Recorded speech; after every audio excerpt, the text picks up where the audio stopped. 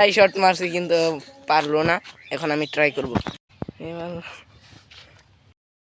So guys, আমাদের কাছে পেঁপে থাকা সত্ত্বেও আজকে আমরা চুরি করতে চলে এসেছি শশা। তো গাইস দেখছেন এটার মধ্যে কত পেঁপে ধরেছে। আমরা কিন্তু আজকে চলে এসেছি শশা চুরি করার জন্য। মূলত আসছিলাম ছবি তোলার জন্য। তো এখানে এসে আমাদের শশাগুলো কিন্তু চোখে পড়ে যায়। তারপর কিন্তু শশা তোলা শুরু করে দিয়েছে। তো আমরা হাঁটছি, মনে হয় নয়েজটা আপনারা শুনতেই পাচ্ছেন। আমরা কিন্তু এখন হাঁটছি ছবি তোলার জন্য। বাট এইখানে গিয়ে কিন্তু সে এখানে ছবি তোলার জন্য হাজির হয়ে গিয়েছে। সো গাইস, ওয়েদারটা দেখতে পাচ্ছেন যে কত সুন্দর, কি সুন্দর আকাশ। তো দেখতে পাচ্ছেন কত সুন্দর লাগছে আকাশটা। এই আকাশের মধ্যে, সুন্দর প্রকৃতির মধ্যে কিন্তু এ সুন্দর প্রকৃতিটাকে কিন্তু নষ্ট করছে। দেখেন কিভাবে খাচ্ছে, গলাটা ভরে খাচ্ছে আর কি। গাছটা যে দেখতে পাচ্ছেন এটা কিন্তু হাজার হাজার বছর পুরানো আম গাছ।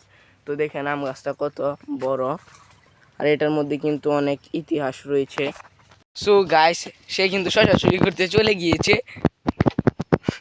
আর কি বলবো, সে একটা পাক্কা চুর বললেই চলে। তার নাম কিন্তু আবিদ হাসান মাহি উরফে মাইক্যা। কিন্তু এটার ভিতর বসে শশা চুরি করছে। তো শশা নিয়ে কিন্তু বের হয়ে যাচ্ছে ইঁদুরের মতো। তো দেখতে পাচ্ছেন বের হয়ে কিন্তু গিয়েছে। তো আমাকে একটা শশা এনে দিল। আমি বললাম যে মরার পর কিন্তু জবাব দিতে হবে, তারপর আমি এটা বলে তাকে দিয়ে দিই।